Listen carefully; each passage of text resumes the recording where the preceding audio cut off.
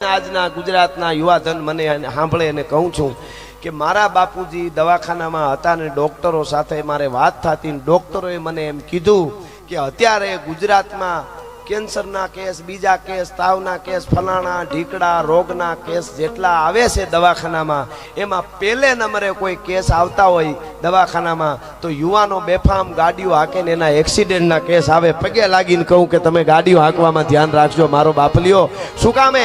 મારો બાપ 70 વર્ષે વયો ગયો તો 1 મહિનો થઈ ગયો તો હજી બરાબર નીંદર નથી આવતી. જેના 20 વર્ષના વયા જાય એના મા બાપનું શું થતું હોય છે, એનો પરિવાર, એની બહેનું, એની મા, એનો બાપ, એનું કુટુંબ. આ બહુ જિંદગી ઘણાને એમ લાગે કે મારી જિંદગી, ઘણા એવું કે એકચ્યુઅલી મારી જિંદગી છે. તમારે શું? તારી નથી, તારા કુટુંબની છે, તારા પરિવારની આ જિંદગી છે, તારી જવાબદારી છે. જવાબદારી બારો ગયો તો તું કાંઈ છો જ નહીં સાહેબ. શું પરિવાર ઉપર વીતે સાહેબ?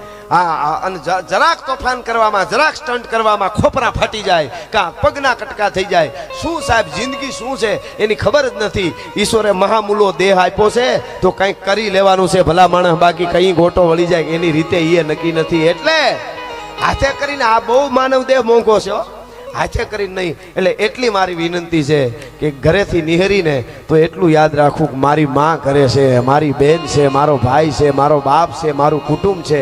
એટલે આટલું એક લખી લેજો. માં હરસિદ્ધિ અને પારેશ્વર ને જોગમાયાની સાક્ષીએ તમને બધાને કહું છું કે ગાડી હાંકવામાં ધ્યાન રાખજો.